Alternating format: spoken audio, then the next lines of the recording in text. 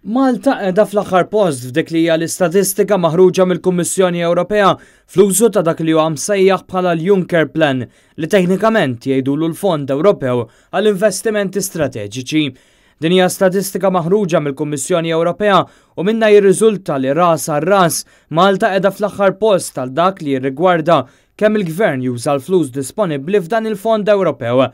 Il-flus f'dan il-fond jistgħu jintużaw għal diversi proġetti kapitali li pajjiżna għandu bżonn u li minnhom jiggwadanja direttament il-poplu Malti wawċi, fosthom il-mina għal Għawdex, il-breakwater, il-wind farms, il-solar farms u l-aktar importanti il-proġett ta' żvilupp ta' struttura li tiffaċilita t-trasport fil-pajjiż.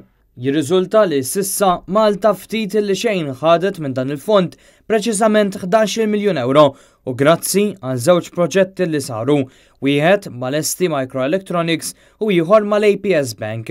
Il-falliment ta' pajjiżna fl-użu ta' dawn il-fondi Ewropej kontrasta bil-kbir ma' pajjiżi oħra li jagħmlu użu sħiħ minn dan il-fond fosthom il-Lussemburgu li fil-waqt li għandu l-istess kobbor ta' Malta irnexxielu jieħu 10 darbiet aktar minna, preċiżament 104 miljun euro.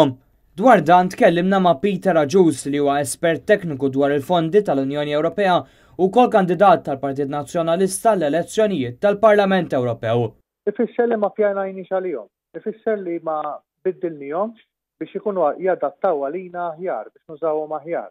Intendi dana ma jawgurax tajjeb għax l-ekonomija tagħna għandha bżonn lajnuna minn diversi bnadi, ma nistgħux inserħu fuq il-quick fixes fuq l-investimenti li jħarsu biss sada u pitada, imma rridu nħarsu lejn investimenti li jħarsu fit-tul. Peter Aġus kompla li l-politika ekonomika bla viżjoni ta' bħalissa mhijiex setejn l-isforzi tagħna biex nattiraw pakkett ta' finanzjament tal-Unjoni Ewropea tajjeb u fuq l-istess livell li kiseb l-eks Prim Ministru Lorenz Gonzi għas-somma ta' 1128 biljun euro. L-appell tiegħi huwa li issa ġej programm ġdid ta' dawn il-fondi Ewropej, ejja naħdmu bil-aqal, ejja naħdmu flimkien biex l-għodda Ewropea nużawha kollha kemm hi. Wara kollox l-Ewropa hija għodda importanti li aħna naħdmu bil-aqal biex nużawha biex iġib l-aħjar lejn Malta. Fir-reazzjoni tiegħu l-MP Alfred Sant minn Brussell il-ġimgħa li għaddiet irrimarka li l-pjan ta' Juncker huwa diffiċli biex jiġi użat f'Malta minħabba l-modi li bih ġie mfassal u strutturat. Ir-reazzjoni tal-Alfred Sant tikxef ukoll l-impotenza ta' dan il-gvern li jbiddel l-affarijiet fl-Ewropa.